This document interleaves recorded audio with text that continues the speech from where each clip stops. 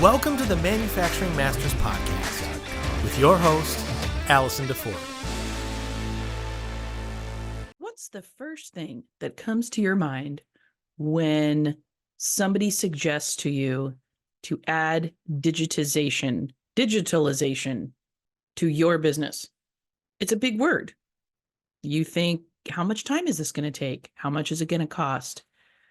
How am I going to get buy-in from my team? Is adding this digitalization actually going to make my business more successful? I'm here to tell you that the answer to all those questions will be answered in today's episode with Manufacturing Masters expert and founder of DigitalituM, Markus Rimmele.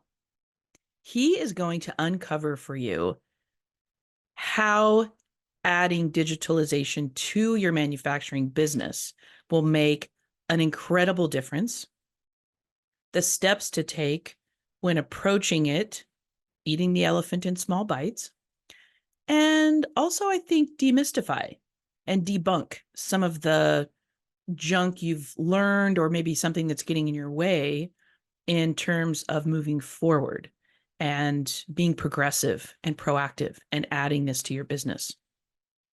So sit back, relax, and for the next 30 minutes, you are going to get an eye-opening wake-up call and roadmap into how to add digitalization to your manufacturing business and why it's so important. Everybody, here we grow. Hey guys, today we have an amazing treat for you. We're going to be talking about something that feels very complex, and that's digitalization. But this young man here, Markus, he is going to break it down for you and make it so much easier to understand. And one thing that I love about him is that you bring to this audience the experience, right? You've been to thousands of shops, organizations, fill in the blank, and you've seen the problems that exist. And we're going to jump into helping prepare manufacturers for how to add digitalization and not be overwhelmed by it. So super glad to have you here today. Thank you for spending some time with me and our listeners. Thanks for having me, Allison. One thing that I love, you're an expert on the Manufacturing Masters platform, and in watching your videos, I, as a layperson, I instantly felt more comfortable and understanding more about digitalization. It's a long word. Don't make me say it 5 times fast. Do you find, before we jump into kind of how to start adding these tools, do you find that manufacturers initially feel overwhelmed by this idea and maybe therefore eschew it and ignore it because it feels overwhelming? And let's talk about that for a minute. Do you see that overwhelm and confusion? Yes, definitely. I even call it the so-called digital fog. What I mean with that is there are all these buzzwords out there: digitalization, IoT, immersive technology, virtual reality, artificial intelligence, and all of the things. First of all, everybody has a different understanding of all these buzzwords. So there's no unique definition of that. And that kind of creates this, what I call a digital fog. It's like a fog and you do not really see things and everybody talks about something else. There's no real guidance, and it's just a complex situation. And a lot of manufacturers and even we as private people are overwhelmed with that. It feels very unclear. It's very, very unclear. And that's why I think under this whole topic of digitalization, there's a lot of education necessary in order to explain what certain things do and what certain things solve and make things in a way better, and not coming with the other extreme, like when people think about digitalization and, for example, robotics, the first thing what they have in their mind is, oh, now all the jobs are getting cut, and everybody is unemployed. In my personal point of view, that will not happen. It will be that way, that just the overall work is getting better, more valuable, and robotic applications take care of boring things, dangerous things, and stuff like that, in order to make our human life better. Exactly. Well, I like how your approach to this. So if a manufacturer is considering, hopefully they are considering and starting to implement, but they're considering digitalization. I like how you say you recommend that they look at their current toolbox, right? And you liken it to the physical tools that maybe they're already using. So let's talk about that for a minute. Yeah, I first of all, I don't think that a manufacturer should just digitalize things. In my point of view, digitalization is a way of solving problems and get faster and more efficient in order to stay competitive against either the local competition or the competition in some other country or continent in the world, which is doing the same thing. And therefore, it's about using the right tools. And I specifically use the word tools and the word toolbox analog to what we use in manufacturing, where we have our toolbox, our tool carts with many different tools and tools categories. You have your screwdrivers, your pliers, your wrenches, your hammers. And if we look specifically into this, we need a lot of tools because each tool does a certain thing. A hammer hammers a nail in, a screwdriver opens or closes a screw. And you need not mention, you have to have the right tool. Tool has its specific use case thing to solve problems. Therefore, you need to use the right tools. You have many of them, and each tool has a specific use case, like your screwdrivers, your pliers, your wrenches, your hammer. Each of them can do one specific thing. Well, it's kind of the same. You have also there thousands of different tools, understanding the problems in the industry. As a working engineer there in the manufacturing machine building world, being in hundreds or thousands of different factories all around the world, living the problems and the dilemmas, and finally see now in the year 2024 the solutions, what the tools under the umbrella of digitalization can bring. Exactly. And I'm going to recap just for a second, because I think we had a little lag. You talk about there is no Leatherman, right? There is no MacGyver tool. I haven't seen it yet. That can do all the things. So don't go looking for that if you're a manufacturer. It doesn't exist yet. And don't get overwhelmed with thinking that you have to implement all those different tools at once, right? Yeah. It's a step-by-step approach, and I always call it the digitalization journey. It's starting with the low-hanging fruits, starting with some, let's call it easy applications, which get you a quick win, get everybody familiar with it, work with it for a while, and then go to the next step and the next step and the next step, and go through that journey of getting better, getting more efficient, and getting more competitive. Exactly. I love that. Well, do you ever hear from manufacturers, it's too much to learn, it's overwhelming, yes, we don't have time, there's just not enough time? That's the general thing. Just in general, keeping status quo is always easier than making any. The solutions what we have today are kind of intuitive and easy to learn. They are not like 10, 20 years ago when a software product was really like you have to be a rocket science engineer to understand it. I think there is a huge development going on to make these things all more intuitive. Just take this example, what we carry with us, what, for example, the iPhone brought to the world with doing this all.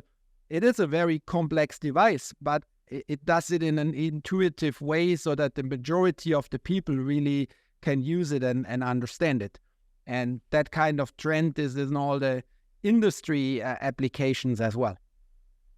Yes, that's so true. And one thing that you talk about that I think is excellent advice is starting with you don't have to start with the most expensive version of a tool. You can start with a base model, if you will, and then you can scale up, right? Yeah, start easy and start with, that's actually a term in change management and digitalization, start with the low-hanging fruits.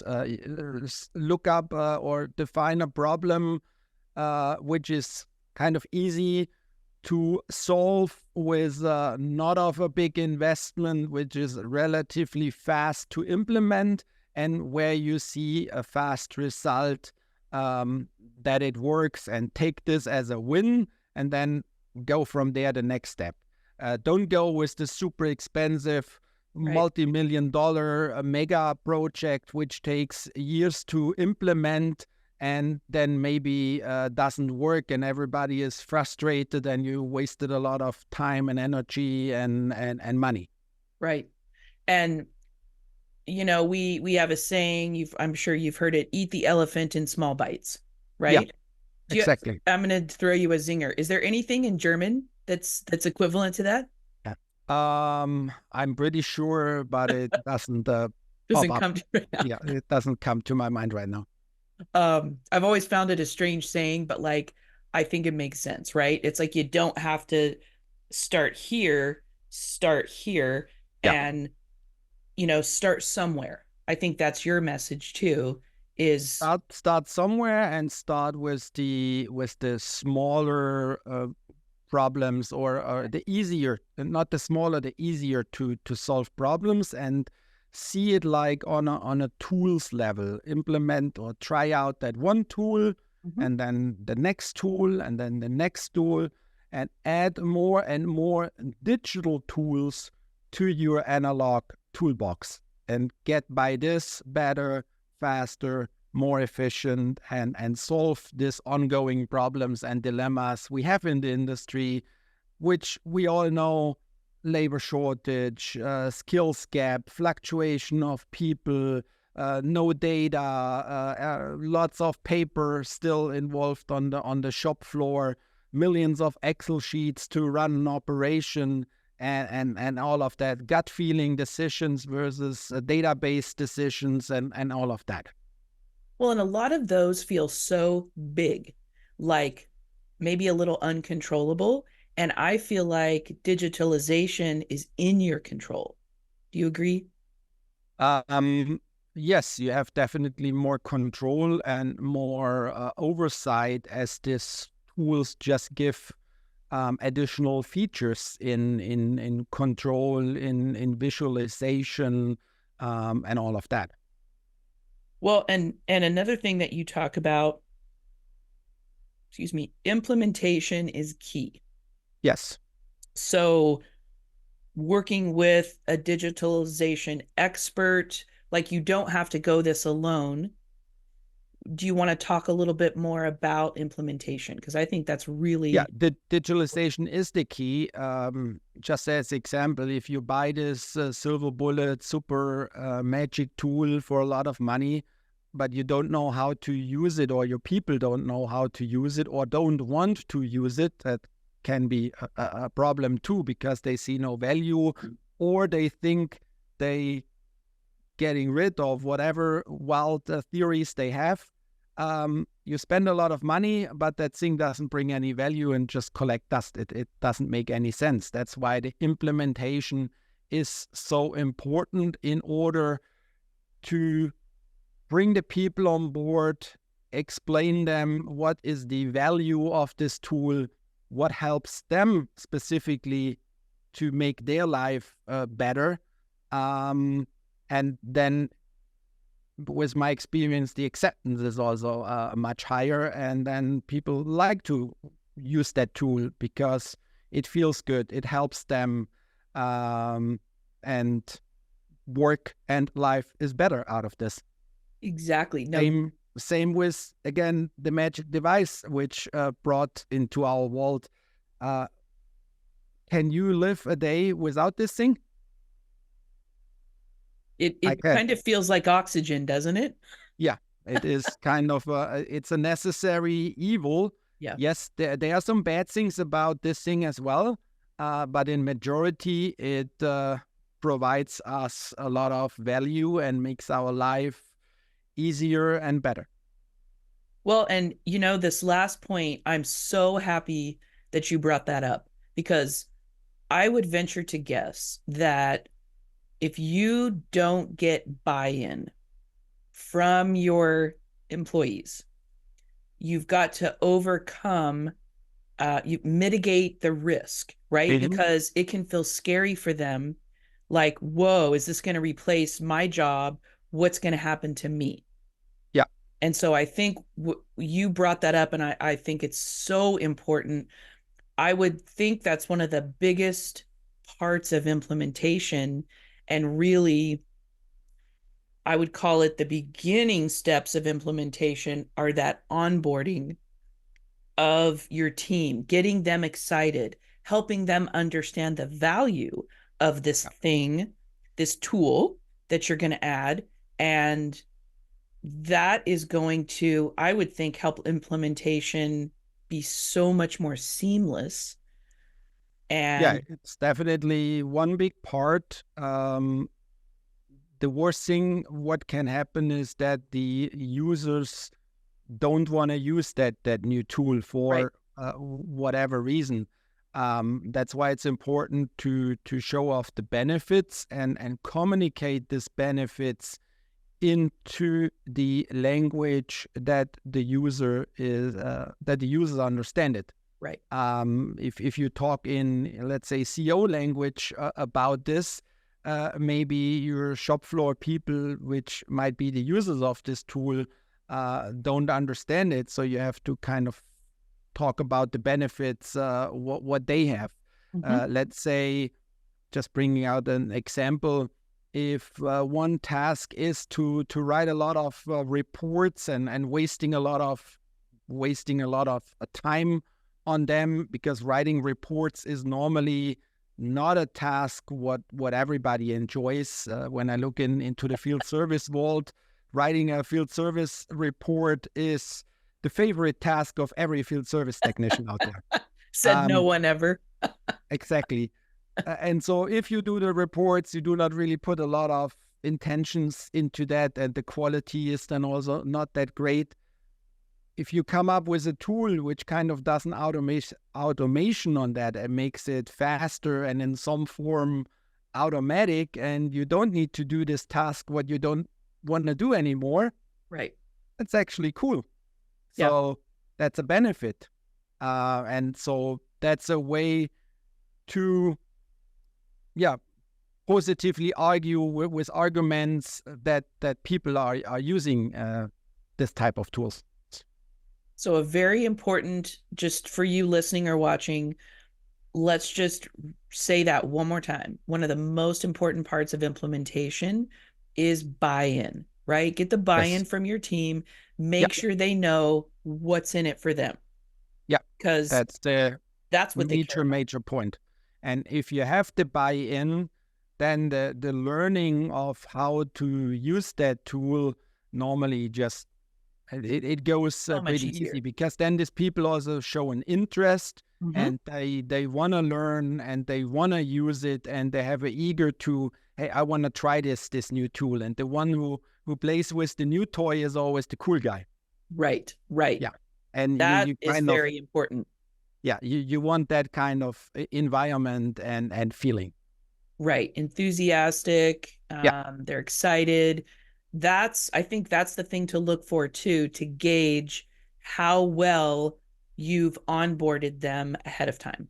Mm-hmm. So watch for that enthusiasm, that energy, the positivity. And if it's not there yet, you probably have a little more work to do before fully implementing the digitalization.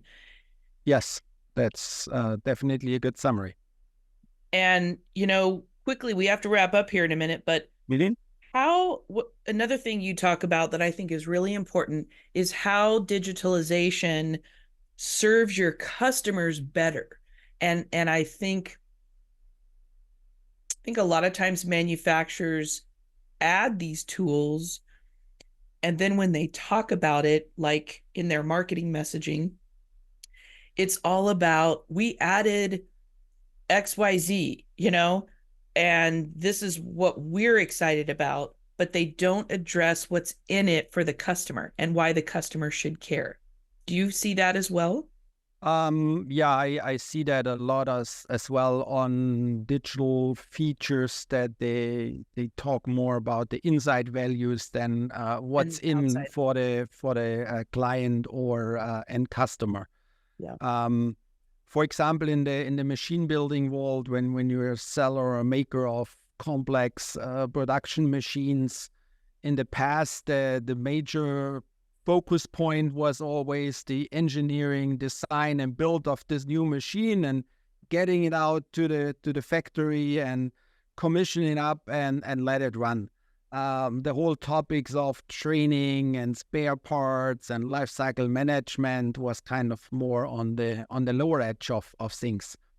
But as on one side, overall machinery and systems get more complex over time, but the skill level of the people kind of stays the same, as there's no really additional education systemically there.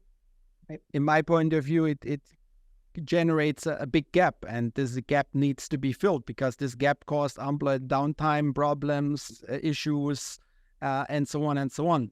And again, digital tools can fill that gap. When an OEM, for example, is able to read the actual production values and process values through the technology IoT, to then talking about the topic predictive maintenance, kind of figuring out when a part gets bad, trigger a ordering process already, and have that spare part on site before the part goes bad. I love that. That makes so much sense. That's all part of this overall digitalization, and that makes the entire life of both sides better, because there's no emergency call on a typical Friday afternoon anymore, where the client calls, say, my machine doesn't work anymore, and all your service techs went already in the weekend. And that's back in the days when I was a service manager, always happened. It's kind of Murphy's Law. Right.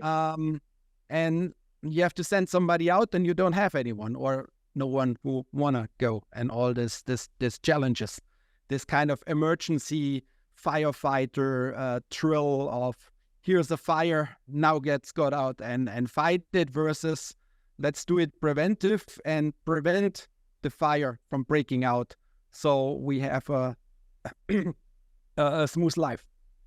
Well, and the way that you talk about it in some of your videos, and this really made sense to me, and it ties in exactly with what you just said.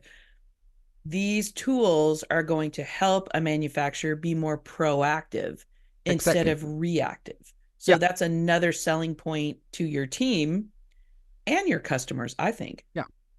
And that also changes your business model in how you make your business. You don't sell the emergency service hours anymore. Right. It goes more into a kind of a subscription model, where the end client pays that you're available to make sure the equipment is running, because that is what at the end counts. Nobody wants unplanned downtime. Unplanned downtime, which means a machine just kaput. That's what nobody wants, and that's what there's a lot of cost involved. Certain industries a minute is 100,000 or up to $1 million. Mm-hmm. That's quite some money. Yeah. And wrapping up here, I love how you talk about how augmented reality, for example, provides the field service rep with all they need on site, right? Yeah. And then another example you give is the service engineer can receive real-time data without actually being there. And I love how you term this remote expertise. Yeah. So the challenge in the field is that this technician, maintenance, field service, in a lot of cases, don't have the information what they need at the location they are. So you come to a piece of equipment, you want technical information like wiring diagram, drawings, maintenance instructions, and in a lot of cases still it's all paper-based in binders, and it's a half mile in the maintenance shop. And so Right. you need to walk there in this room with thousands of binders. You have to find the right binder. Then you open up that book. You think you're on the right one. You think you have the right page, and then your coworker ripped that page out and used it and didn't put it back. Then some companies tell me, hey, we already digitalized. We have it all somewhere electronically. In reality, it looks like this. There's a defined network folder called documentation. It has a couple of thousand folders and subfolders in a really nice complex structure. And the file names of the individual documents are xyz123.pdf. Now you can do a search in the File Explorer and you literally get a digital result. You either find nothing or you get 1 million hits, which means you also don't find anything. So at the end, the problem is you don't have the information you need where you are. So the risk is very high that you do your task, what you're assigned to, wrong, causing problems, unplanned downtime, or even accidents if you do something really bad. So the solution of that is you have to get the information where you are and what you need. Right. And the first level is, again, you have this magic device, which Right. can do a lot of things, and a lot of things are possible to that. The next level is via augmentation. So you get a 3D model of the machine augmented to the real machine, and you have your documents available there.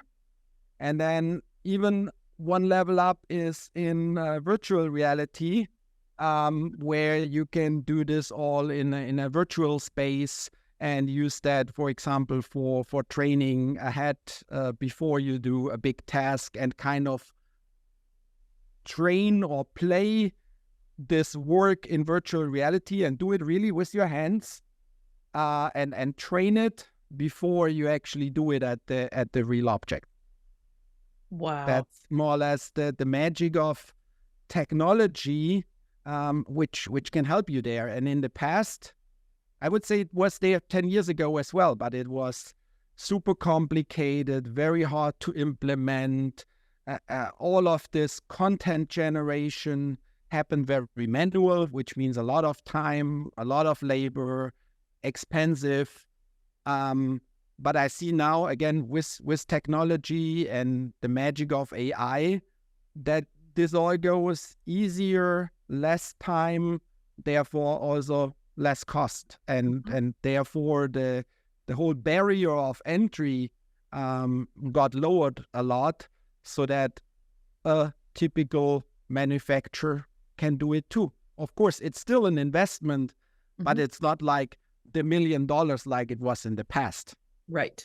Where only, let's say, the big guys could do it, which have the budget, the people, and all of that. But I would say the traditional manufacturer is not the super big ones. They're the small, mediums, a couple of hundred or up to 1,000 employees, and only one factory and not 100 and 1,000 factories. Right. So it's so much more accessible. Exactly. And the development even goes further. Whenever I look, new tools are popping up and getting easier and more intuitive as this development curve just goes further, which then also means what you implement right now will not hold the next 20 years. Right. It maybe is only good for a few years, and then there's something better. And a lot of these digital tools, you don't buy them nowadays anymore. So it's not a big upfront investment like in the past. You had to buy a piece of software like a Microsoft Windows or a Word, and it was a couple of $100 or $1,000. We see it in our private lives as well. A lot of this software and apps runs on a subscription, and it's always a couple of bucks per month per user. And that's how a lot of this industrial applications are marketed and sold nowadays as well, which then also gives a flexibility to the user. You can more or less try it out, and if you figure out it doesn't bring me any value, then you cancel the subscription and go with something else. I love that. So accessible, affordable, and available. Like the and the flexibility kind of gives you a try out phase. If you don't like it, if you feel it doesn't bring you the value, then you cancel it again, and there's no big lost into that. No harm, no foul. Yeah. Well, so to wrap up, you have said the way to think about digitalization is it's not a sprint, it's a journey. Mm-hmm. You don't have to start big, you can start small. Mm-hmm. But start somewhere. Start somewhere and don't postpone it. Don't be in this mañana mentality and say, yeah, we have to do it, but we do it tomorrow, and tomorrow we do it after tomorrow, and then we do it next year. And until then, we keep status quo. That's not the right mentality. Start somewhere, but start. Let's do it. Keep the let's do it spirit. And start your digitalization journey and gradually get better and better and better. With the goal, again, not to become 100% digital.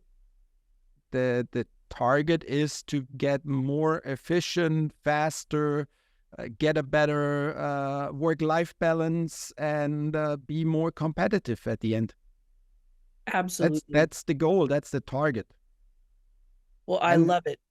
Sometimes you play with fancy tools. That's right? An additional side effect. Well, Markus, I cannot thank you enough for being here, and I would love to end with one question. Mm-hmm. What is one of your favorite things about manufacturing? I just love to see how things are built. Manufacturing was always fascinating for me, starting as a kid in the apprentice as a young professional, and I still love that industry, and going into a factory and see how things are built is always great. Right? It's so exciting. Well, yeah. I feel the same way. Thank you so much for being here and for spending some time with me and our listeners. I learned a lot. I know everybody listening did as well. And I would just encourage you, if you listening or watching this are not already subscribed to the podcast, please get your booty over and do that.